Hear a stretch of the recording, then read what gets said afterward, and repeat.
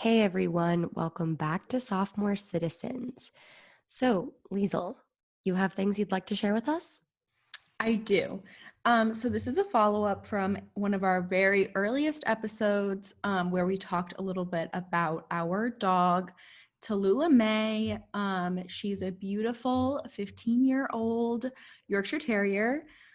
She's very teeny tiny and adorable, and we love her so much. And everyone always thinks that she's like actually a puppy, even though she's literally 15 years old. And we have the sweet man who cuts her hair to thank for that. Like, I look at pictures of her maybe 5 years ago and she looks ancient. And now, thanks to the man who cuts her hair, he truly has breathed new life into her and she's just more youthful looking than ever before. Yes. So, what I wanted to update you all on is we were talking a while ago about what we were calling Thule's magic carpet ride. Basically, our mom has a really, really tall bed. It's like a mattress and it's on a huge, like, riser thing. So, it's very tall. She's a very small dog. She cannot jump off of surfaces and land smoothly. She's not like that. She's very fragile. And our mom kept claiming that she would leave the room and leave Thule on top of the very tall bed, and that Thule would then magically jump off somehow and land on the ground and be fine and just like be walking around. And our mom was just so confused by this phenomenon. And I claimed that Thule was just using the duvet to just slide down on like a magic carpet ride style journey. Now, this phenomenon has not happened since, so I still believe that our mom was just not really 100% paying attention properly. But what did happen is that our mom decided to buy a ramp for our dog to attempt to be able to go down and up on and off the bed at her own leisure. So we had the ramp all set up, and it has like I don't want to say like felt, but kind of like a fabricy surface so that the dog's talons can cling on and so that the dog can safely make their way up or down without like, slipping and falling. But the angle that the ramp had to be was dramatic. I was just about to ask. So it's the hypotenuse of the triangle that's being created, or it's like is it like a stepping Aztec pyramid? It is not stepping Aztec. It It is the is hypotenuse. hypotenuse, which I guess is one way to describe that. And so we tried it a couple times. We tried to get her to go up and down. She hated it.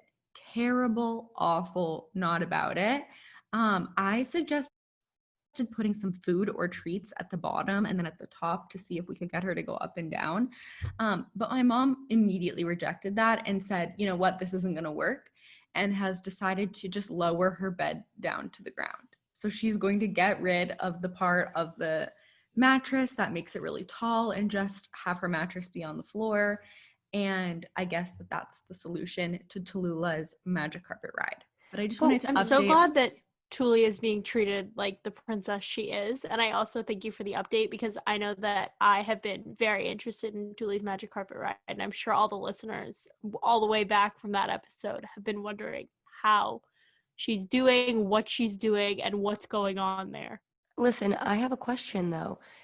Is the bed being lowered to low enough where she can like step off of the mattress? Yeah, presumably. Our mother is making that kind of sacrifice for I a dog mean, that is only potentially jumping off the bed and I having to know. tell the tale. I know. I just told my mom to just get doggy CBD, which I need to do more research on.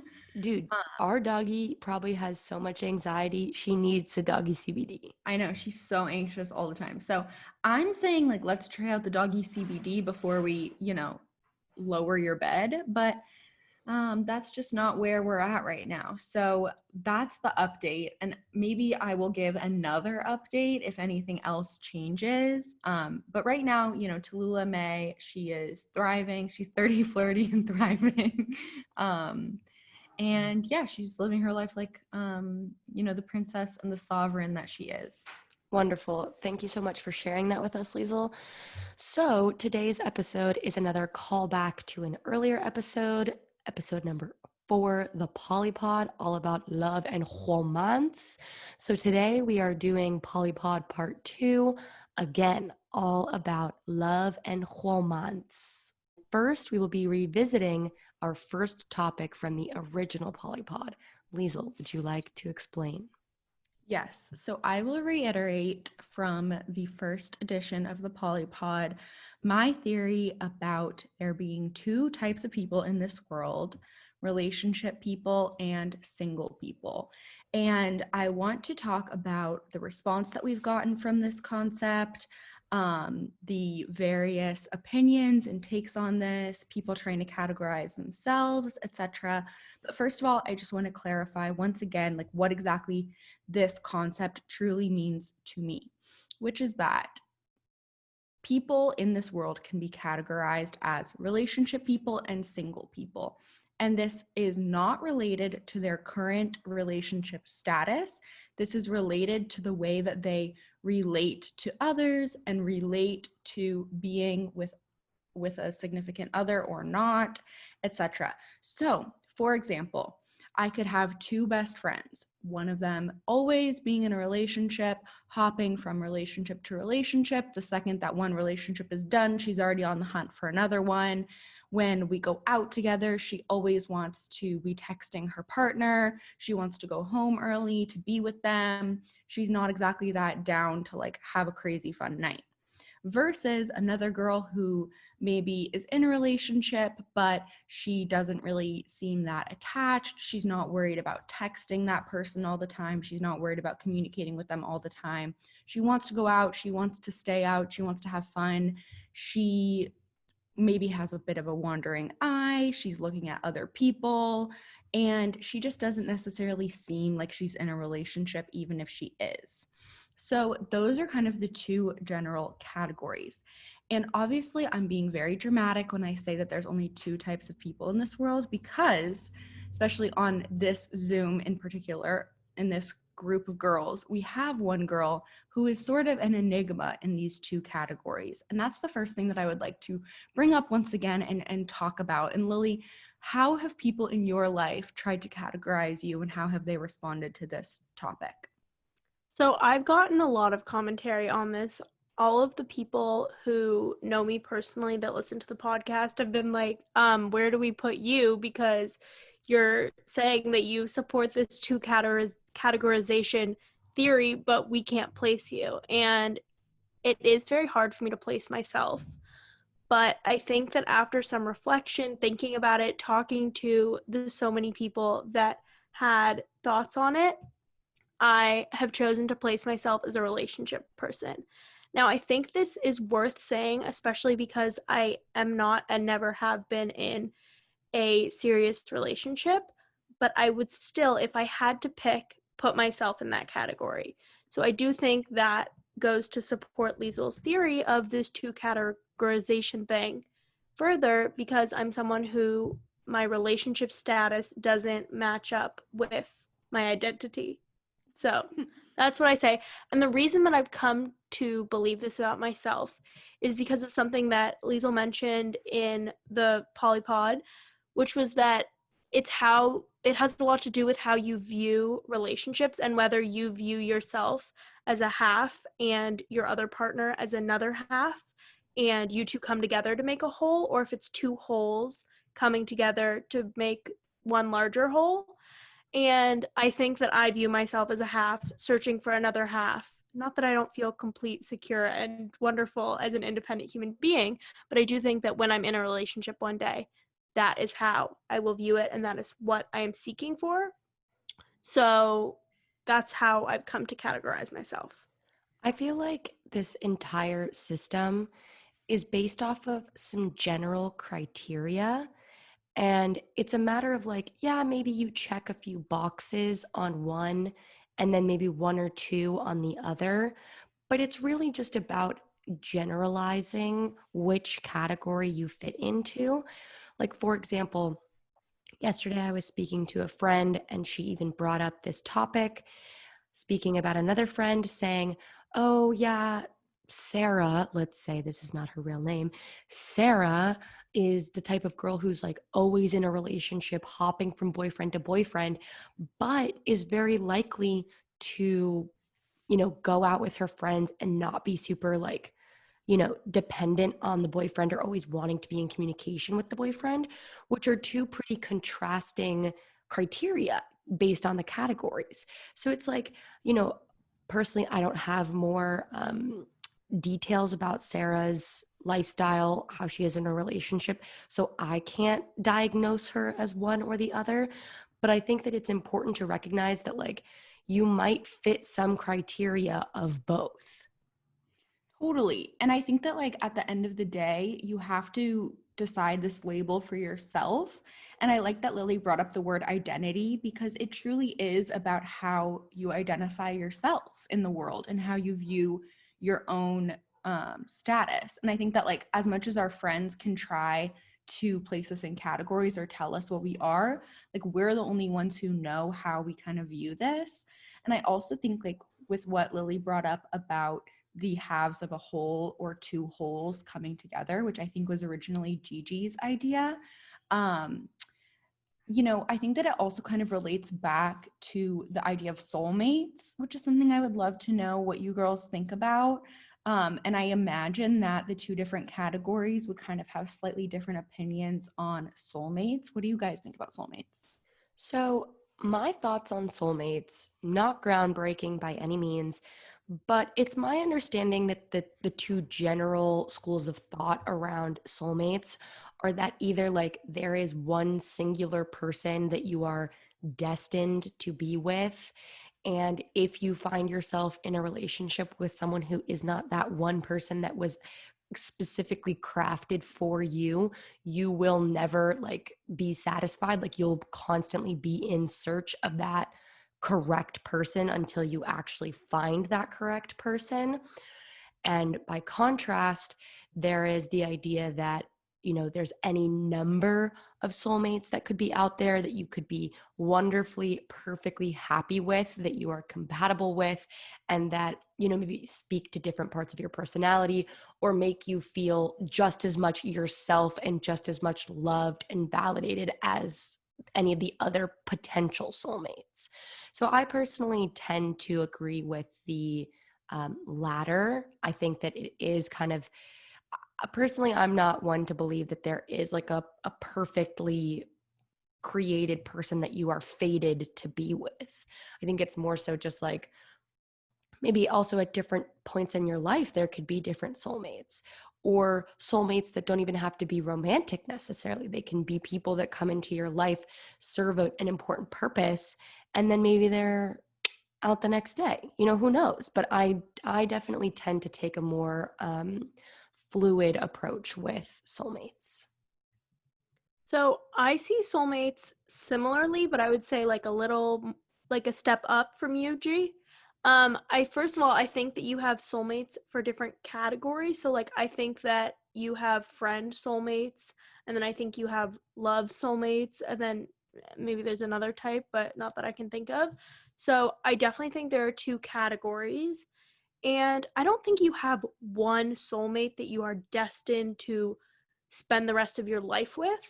But I do think that maybe you have a few that are supposed to be there to, I don't want to say teach you a lesson, but like, come to inner peace and growth and all of that. So I think you do have a few soulmates that are meant to be in your life, and eventually the goal, at least for myself, like I do like to romanticize it a little bit. So I have some combination of like, oh, there's like the one, and then my logical side can kind of dial that back a little bit. But I do have a little bit in me of like, okay, yeah, maybe there's a soulmate that like forever, but I think that there are stepping stone soulmates before you get to that one.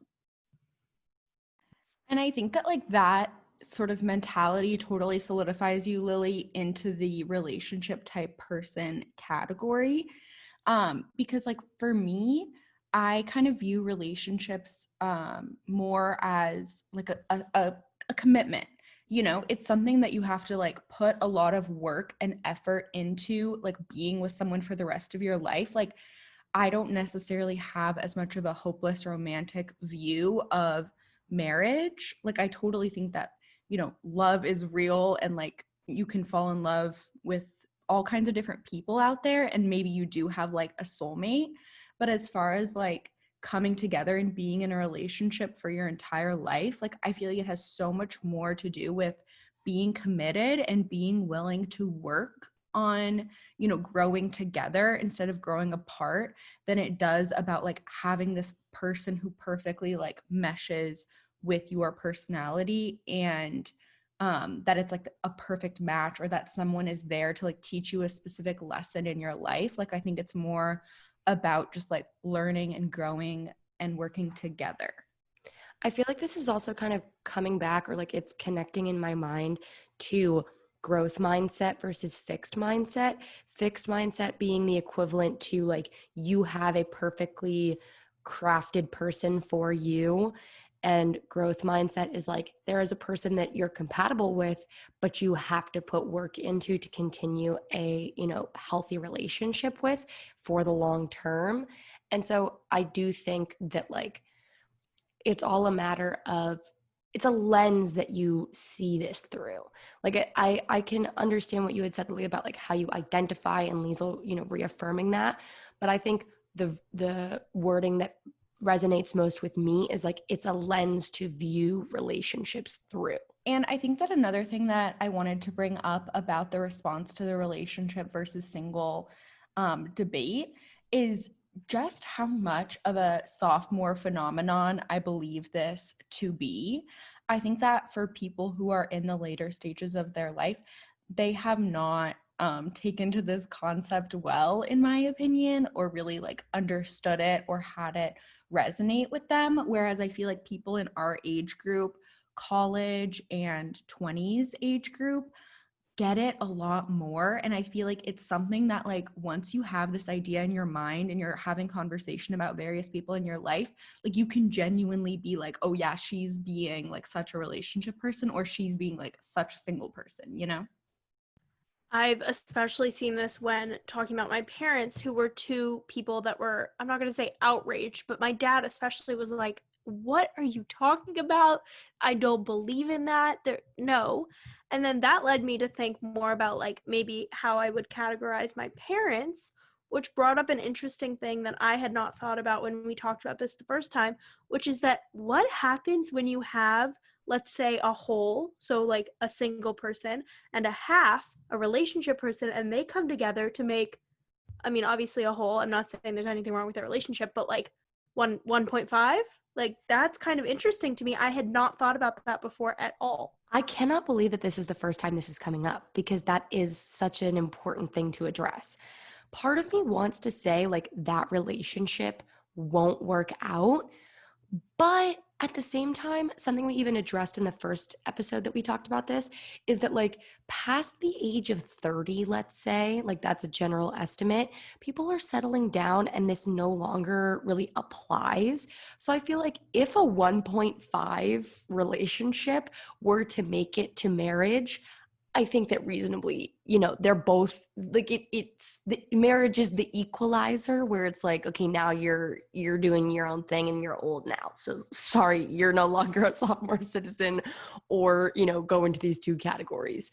But part of me is also just like I guess it could work. Like once you're in the relationship, who's to say? But I don't know. I just, when I think of especially the criterion of going out and like, are you super communicative dependent kind of vibes? Like, if those two people are not in alignment, I think one would get really bothered by quote unquote clinginess or something like that. And the other one would be really bothered by the fact that the other person like isn't reaching out, isn't being communicative, feels like they're ignoring them or not validating them or whatever. So I feel like it has the potential to work out, but there's also just like I think some personality traits associated with these two categories that could make a 1.5 not totally work. I also think you know, I would love for us to continue talking about this exact issue, but another thing that has come to mind that I would love for you guys to address as well is I do think that this tends to be more of a girl thing than a guy thing. Because unfortunately, I do think that more young women are likely to make their relationship a part of their identity. And so it's like it being a part of your identity makes it clear to others whether you're a relationship person or a single person. Whereas I feel like guys, it somehow doesn't become a part of their identity. So there's no telling if they're one or the other because it's just not like blatantly apparent by meeting them. Does that make sense? Yeah, I don't know that I agree with that though, because when I think about guys and the idea of like a guy being like so whipped and like so into his relationship and being made fun of by his other guy friends for that quality, like I do think that there are guys out there that do fall into the relationship category and fall into that category hard. But I do think that like ratio wise, I would say it's probably in my view 50-50 pretty much for girls being relationship people or single people, and with guys I would say that they definitely lean more like there's a larger percentage of them who are in the single category, but I do think that there are a significant amount of guys that fall into the relationship category. But Another I thing, feel like, sorry, I just wanted to say, I feel like it is pretty rare that there's a guy who's not in a relationship that you're like, that is a relationship type guy. Does that make sense? I disagree. Okay. I yeah, think there's so many guys where you're like, oh, he's such a simp. Oh, like, oh, he's whipped. Like, even like the terms that we have today, like, I can think, I won't call them out on the podcast. I can think of specific people who are single right now that are boys that are just like fiending for a relationship, like in their vibes, like even posting their TikToks being like, where's my girl? Like, I Honestly, 100% think so. I am ready to kowtow to both of you. Like I said what I said and I stand by it to a certain extent, but both of your responses have impacted my way of thinking. totally. And the other thing that I was going to say about older people not necessarily vibing with this quality as much, I think that a big thing that has to do with this is that people nowadays are getting married later in life, or at least like getting into their most significant relationship later in life. Like Lily, I know your parents met in college. Our parents met like fairly close to graduating from college, and from that point on like they were in like a serious relationship, they got married, whatever. And I feel like people now, like there's more of a common thing of being single for more of your 20s and kind of playing the field, experiencing different relationships before you settle down a little bit later. And I think that that's maybe why some of our parents and our parents' generation don't necessarily identify with this concept as much, because they were kind of like already majority in committed relationships, by the time that they were 25, let's just say. And so our, kind of boundary is more like 30 or 35, you would start to settle down. Whereas our parents' generation, it was earlier, and their parents, it was even earlier, so it's kind of like they don't really have as much time to experience this phenomenon and see people behave in these different ways, because everyone was kind of just settling down and just being like, hey, we're done with that whole dating thing. But I think now people spend a lot more time dating, trying out different people, and there's more time to explore this whole concept. And I think that at the end of the day, this relationship versus single discussion is just meant to be fun, and it's meant to be an interesting way to talk about yourself, and think about the way that you relate to others.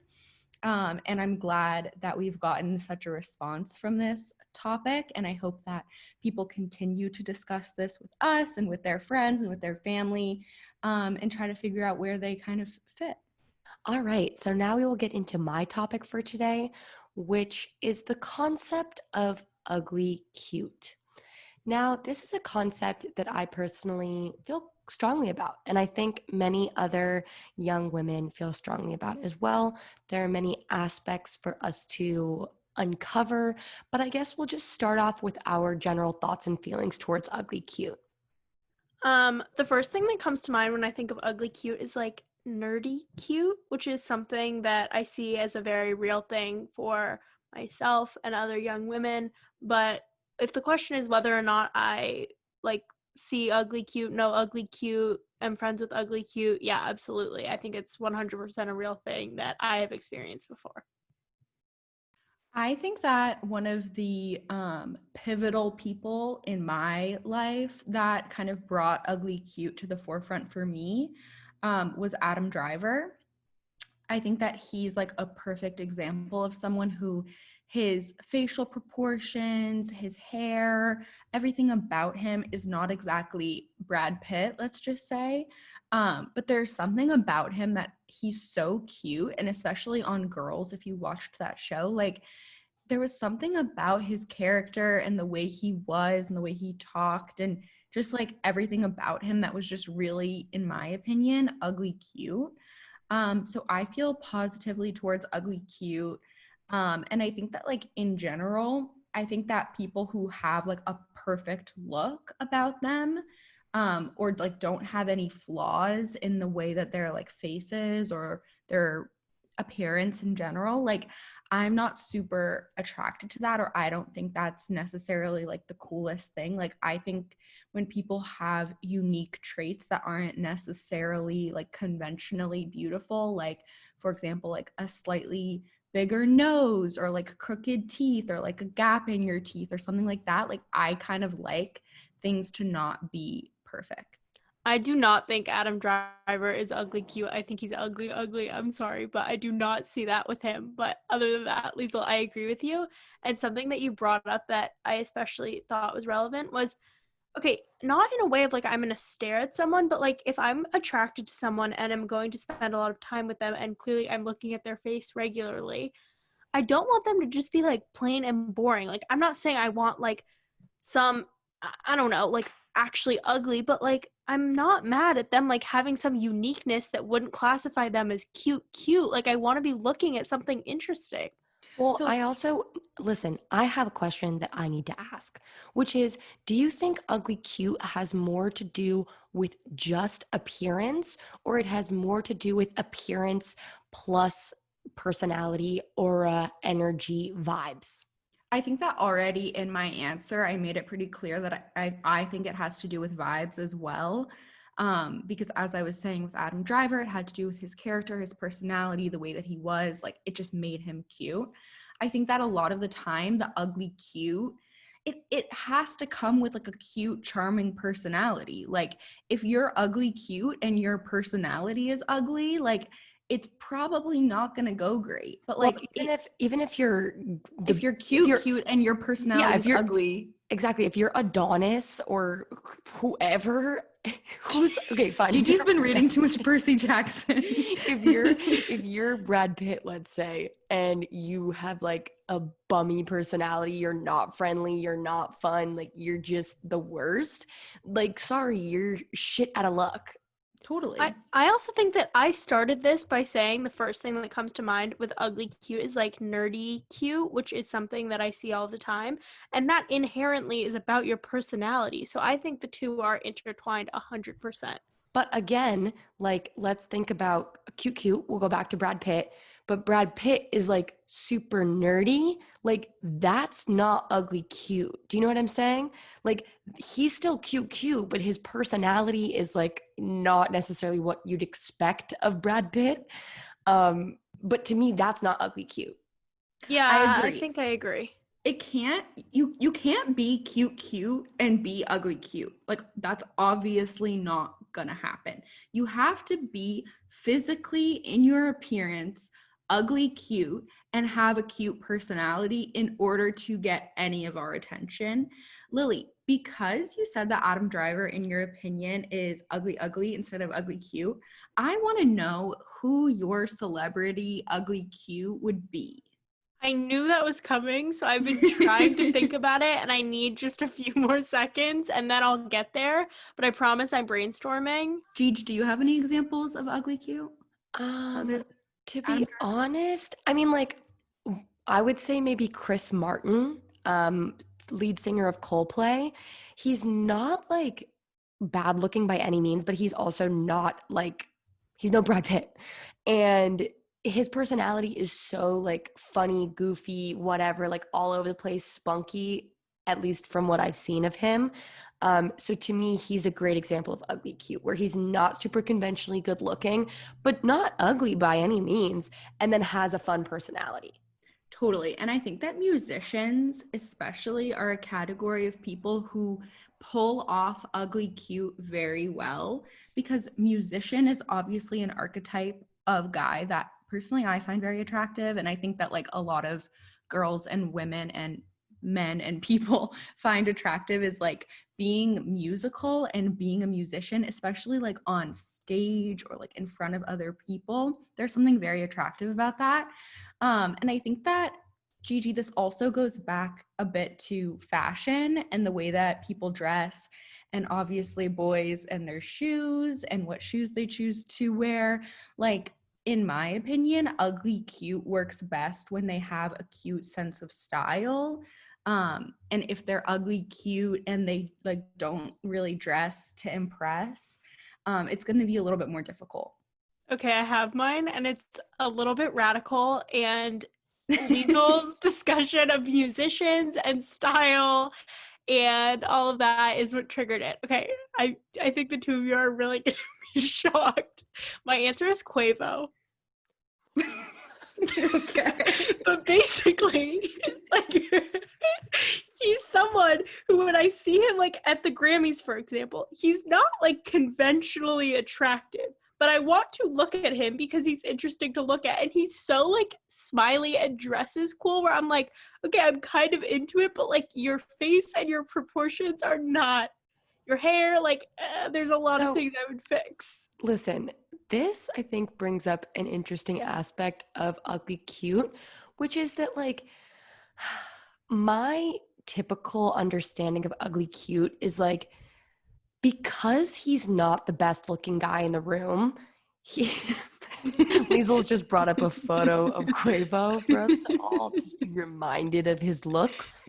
Um, but I would like to continue now. So essentially what I'm saying is that, you know, this man who is ugly cute has grown up not always being the best looking guy in the room.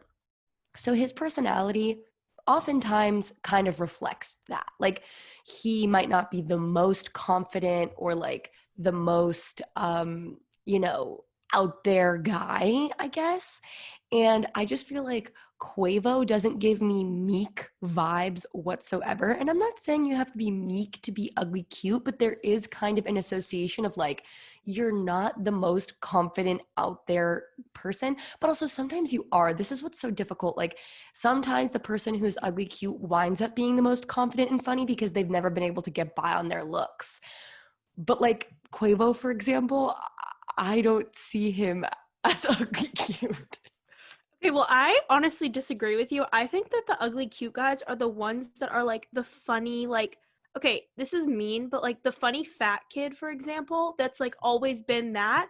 I think they are more reliant. This is not like a one size fits all, and it doesn't always apply. But I feel like, let's say in college, the guys that I've met that are less attractive, I feel like they have better personalities, or like they know how to rely on like their humor or other parts of themselves to shine because they know they don't have their personality. And I'm not saying that always applies with them, like Quavo's confidence and all that, which also this situation with Quavo is a little bit different since he is a celebrity, but And I think that, like, you know, Quavo to me is an interesting example. Thank you so much for bringing that up, Lily. That really brought some joy to my day. And I even saw Migos live one time, and I will tell you, I did not find any of them to be attractive personally. Um, what I will say though, Lily, that I do kind of understand is I think that there is like a category now of rappers who are not conventional rappers and are not conventionally cool, and people think that that's really attractive. Like I'm thinking of um Dave the show. Like I think, you know, girls are attracted, what's his name? Well, Dicky. Lil Dicky, thank you. Like Lil Dicky, like I think that like girls are attracted to his dorky confidence or whatever. It's something about him. Like Post Malone is another example where like I think that he's heinous, personally, sorry. But there are girls out there who think that he's cute and like really like him. And I think that this also, like the ugly cute conversation, brings up the idea that there's a lid for every pot. Liesel, we have one brain. Yeah. I was just about to bring that up. There is a lid for every pot, and I think it all comes down to taste. You know what I mean? Like my taste, like just one day, I hope that my taste aligns with someone else's taste, who their taste is me and my taste is them. You know? That's all that any of us could hope for. So the next aspect of ugly cute that I think it is imperative that we discuss is the idea that girls aren't necessarily afforded this same space to be ugly cute in the way that guys are. There are many things that I think we can address with this, but again, I would love to open the floor for you guys to respond. Totally. I think that this is definitely a for real phenomenon that girls aren't necessarily afforded the ugly cute in the same way. And I also think that girls have a lot more tools in our arsenal to make ourselves more attractive, even if we are not as naturally gifted. Like with guys, they don't have makeup, they don't really have as many options with hair and style. They do have options, of course, and those choices that they make do make a big impact. But I think that, as kind of Lily was bringing up earlier, that people in general who are less attractive have to work a little bit harder on their personality and, trying to be a person who is engaging and thoughtful and, will actually like put time into getting to know others. I think that element of ugly cute definitely carries into girls, girls who are not as conventionally attractive. I do think, oftentimes do have to work on their game, do have to work on engaging with other people better and kind of cultivating a good personality. And I think cultivating a certain sense of style. Like, I think a lot of people who are not as conventionally attractive will utilize fashion, makeup, hair, and all of these other creative avenues to make themselves, more attractive to others and have more confidence in a lot of cases. I agree completely. I don't see ugly cute as a category that girls get to play off of. The closest thing that I could see that maybe girls have, which I don't even know that I totally agree with this, is like girls that have a really good body, quote unquote, and like a not pretty face. Like that's a term, like not that I'm standing by that, but that's like something I've heard guys talk about, or like the term butterface, which like I don't even know exactly what that means, but like where it's like, oh, her face is ugly but her body's so hot and like that's why I'm into her, which is gross. I'm not getting on this podcast to say that I support any of that, but like that's a way where I kind of see like girls who maybe aren't conventionally attractive in the face and then guys are into them, but like I'm not standing for any of that. I just thought it was worth bringing up. I think what comes to mind for me, especially going back to what you've said, Liesel, about style, is that, for example, like a guy might prefer a girl who's like more alternative or whatever. Like maybe he doesn't want the hottest girl in the room. Like he'd rather have a more alternative girl.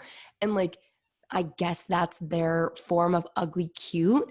But at the same time, I feel like it's they don't feel the ugly cute the way that we do, because like I think, as we've discussed, sometimes when guys have little quirks about their appearance, we're like genuinely attracted to that.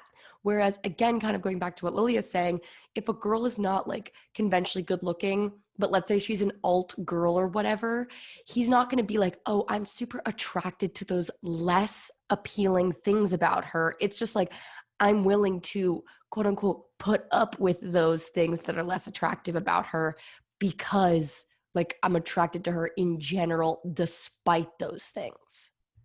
Totally. And another facet of this that I think is really important to talk about is dad bod.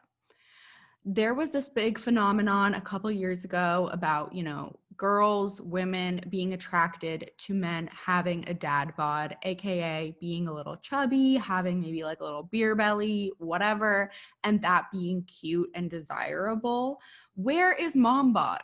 Where's mom bod? Like, that's not attractive. Like, no Where one, is mom bod? like, that has never been a trend, and I hope that one day it is. But like, women give birth to children, their stomachs go out to Timbuktu and come back, and that's not attractive. That's not, you know, like having like a little tummy is not, is has never been like the thing for women, and it's infuriating, frustrating, and disgusting on many levels to me.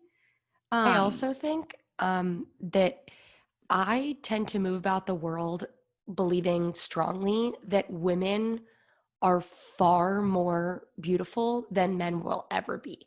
There is, of course, like the one man who is very beautiful. I'll give an example. Jude Law in Talented Mr. Ripley specifically, like you look at his face and you're like, you're literally prettier than I'll ever be. But that's the exception to the rule.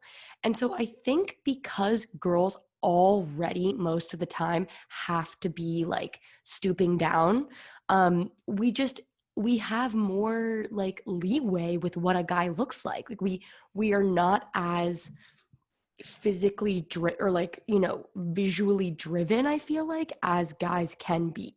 And that's not to say that some girls don't objectify men or like whatever, but I just feel like in general girls are a lot more likely to overlook some less attractive appearances in lieu of the personality.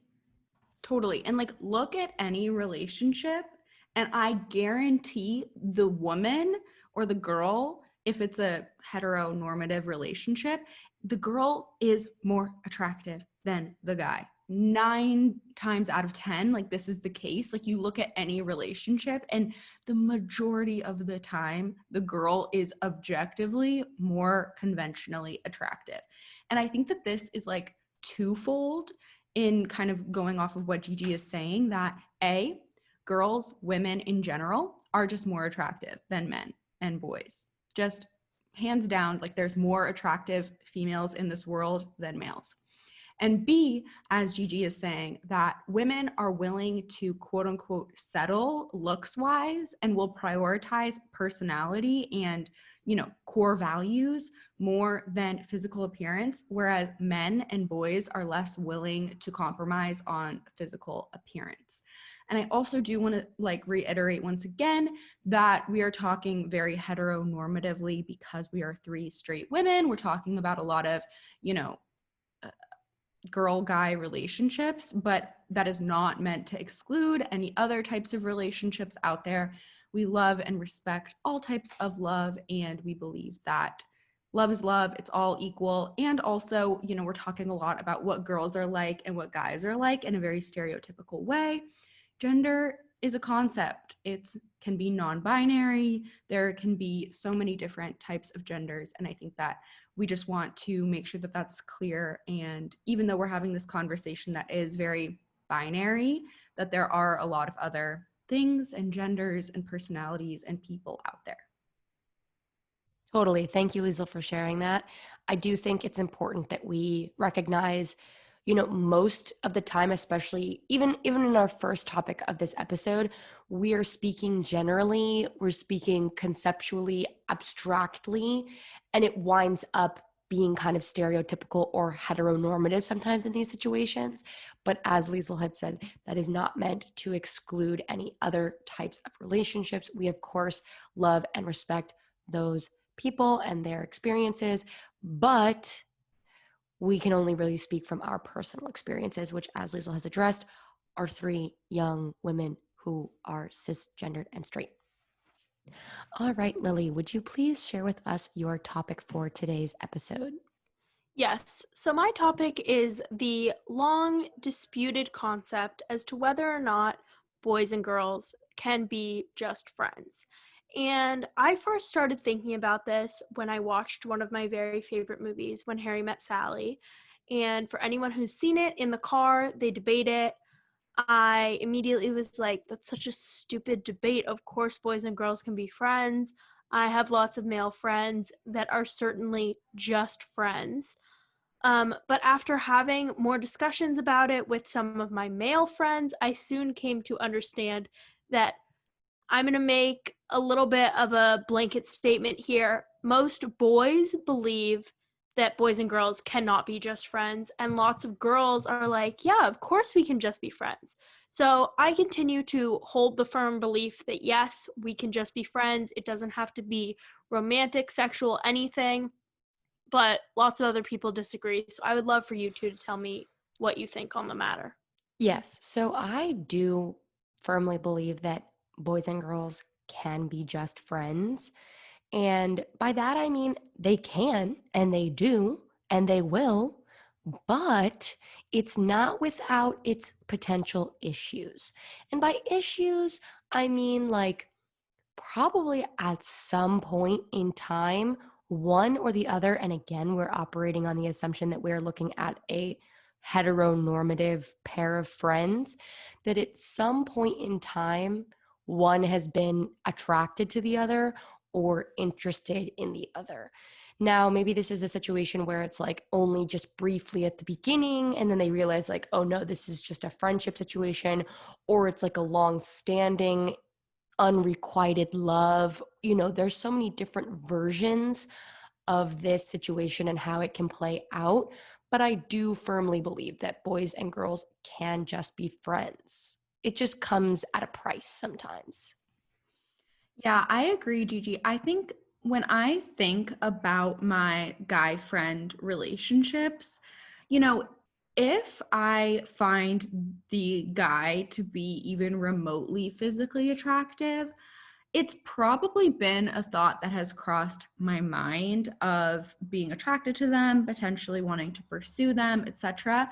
Just because I feel like friendship is such a strong base for a relationship. And I think that because of a lot of movies and TV shows, like, there's this whole narrative of like friends becoming more or friends like being attracted to each other. And so that's like a model that we've seen, for a long time. And so I think like if you're friends and you get along well with someone and you think they're attractive, like that thought is probably going to cross your mind. And does that affect the friendship? Personally, I don't think it does. Like I think that you can have that thought, you can have those feelings for some period of time, and it doesn't have to make it that you guys can't be friends. Like it's pretty easy to like move along from those feelings or that brief thought. And so I totally think that guys and girls can be friends easily. And I think that it happens all the time. So like, why are we talking about this like it's Santa Claus? Like, you can see plenty of examples of it. Yeah, Liesel, I agree with you completely. And I'm glad that you brought up like the thought crossing your mind of like, oh, what if something happened? Oh, maybe for a second.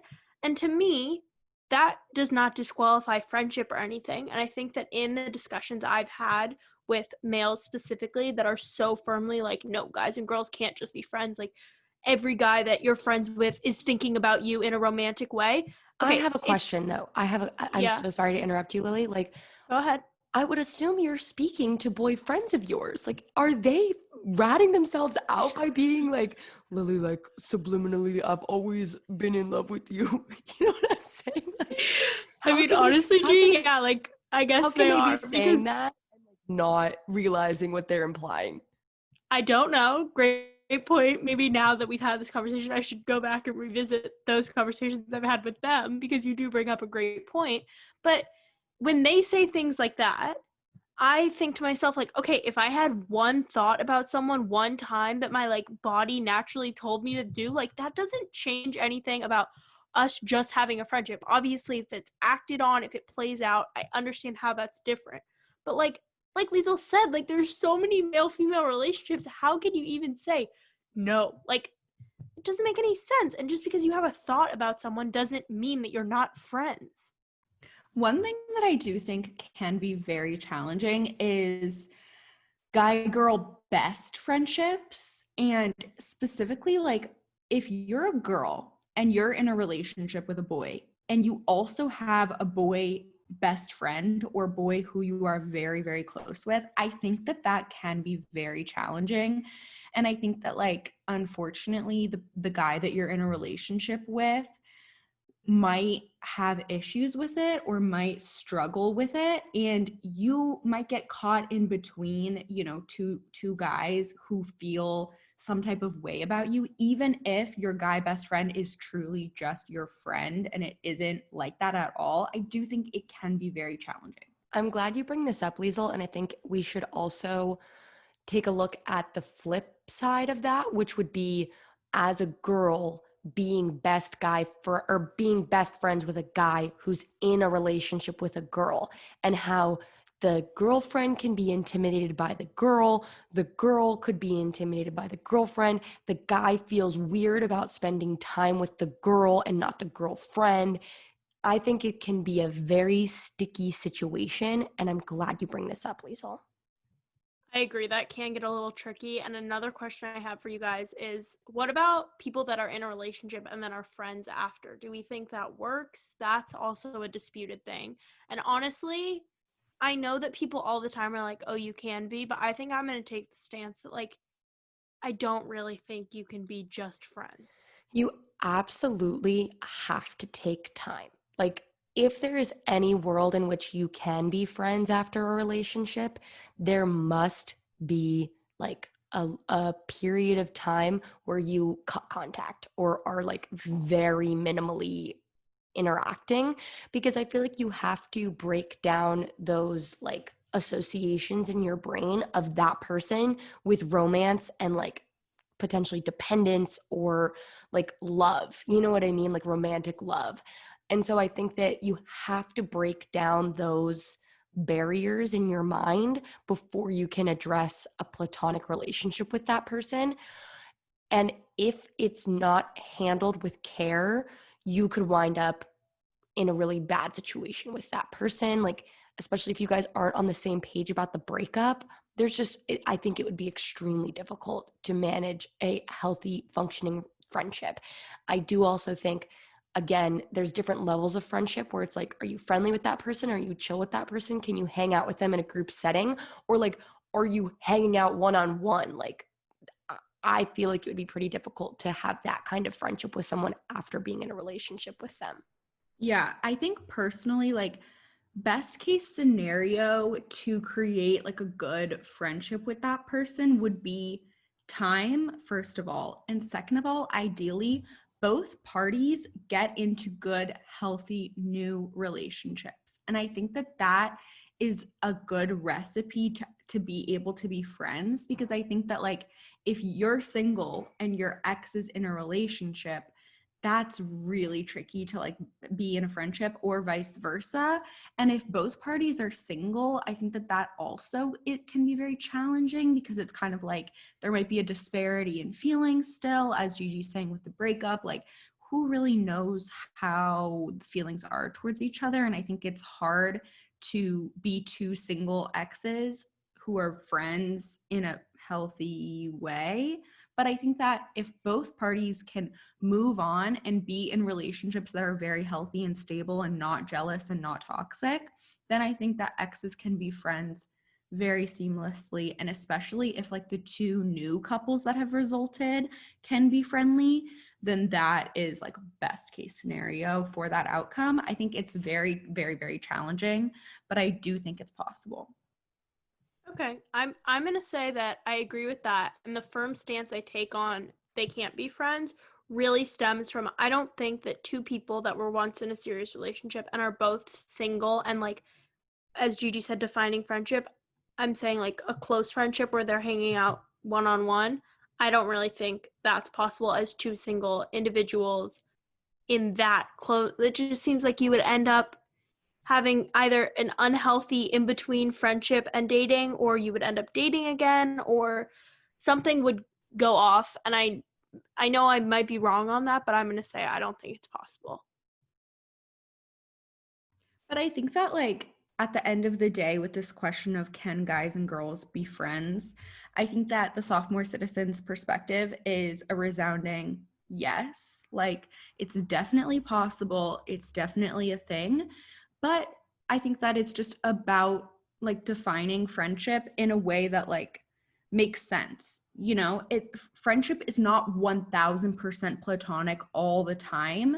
Like that's not the boundary or the barrier to friendship, in my opinion, at least. Like if there's some slight romantic attraction or feelings for a brief amount of time, like that doesn't mean it's not a friendship anymore.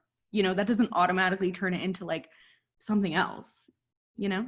I do think, again, just thinking to the sophomore citizens perspective, which I understand as, the three of us, what our thoughts are, but, in theory, it's just speaking for young people that like the key is being communicative about what's going on, defining relationships, defining friendships, checking in with each other about where you're at, because I think like it can be kind of uncomfortable or weird after breaking up with someone and trying to navigate a friendship, being like, are you ready?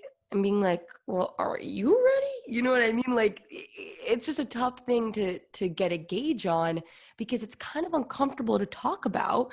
But I think in order for a healthy friendship to stem from a relationship, it's important that the pair are communicative with each other.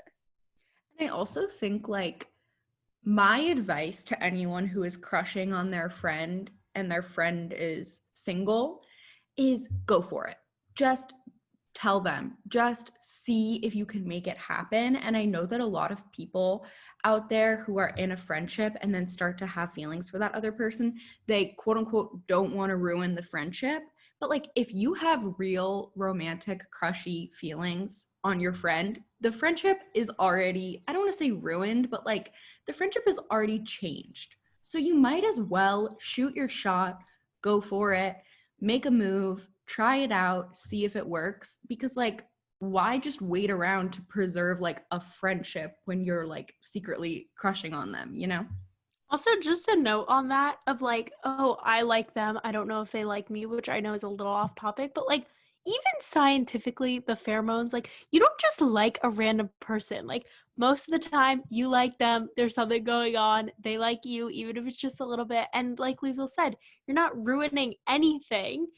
So I agree. Go for it 1,000,000%.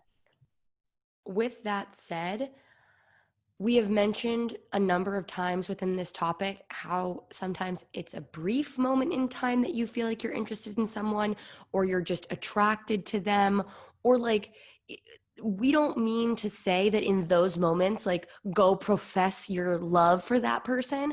I think it really does come down to like if your feelings about this person are overwhelmingly like dominating the dynamic in your mind, then it's time to bring it up.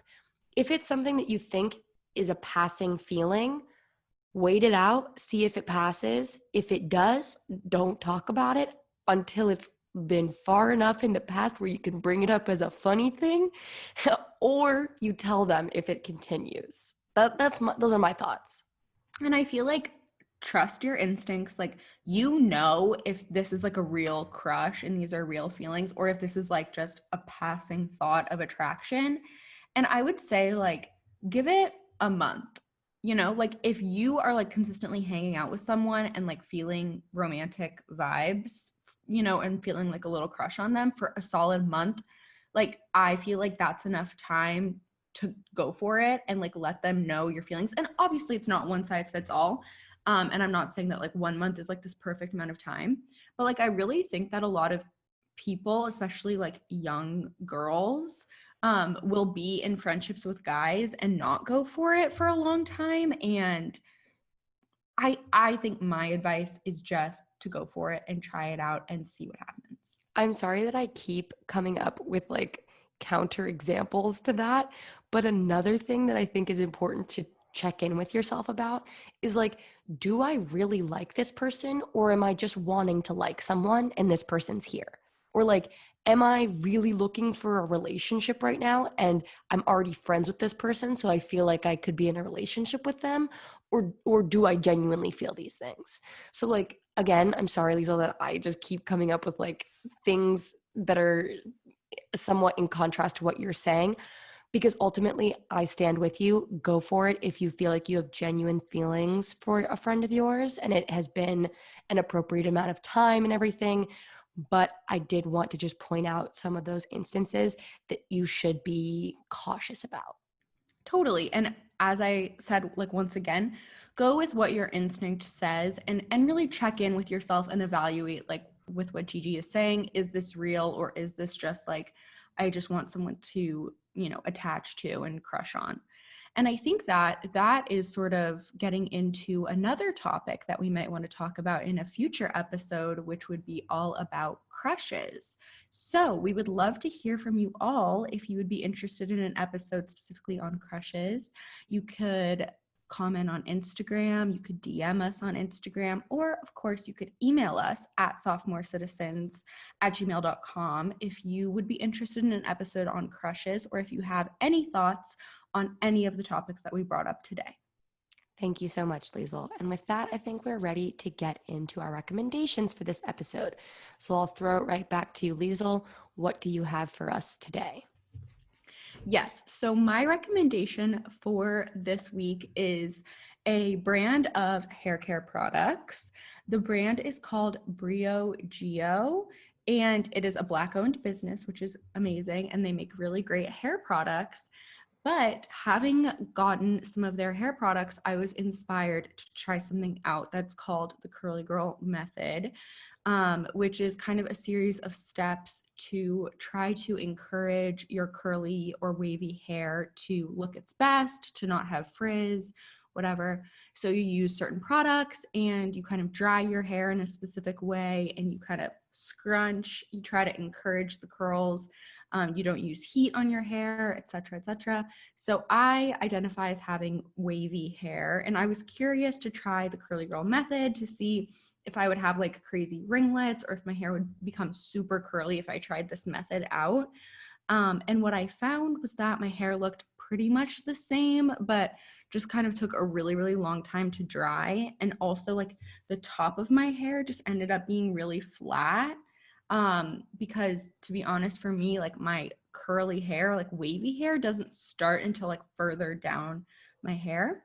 But I thought that I would recommend the brand of products that I had tried, Brio Geo, because I really have been enjoying using those products. And I think that for me, following the Curly Girl Method, as at least I found it online, wasn't the right system for me, but I know that it's worked for so many other people.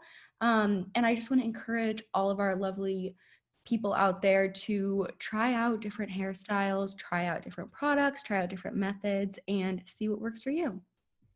Thank you so much, Liesel. My recommendation for today comes partially from inspiration from my dear Liliana.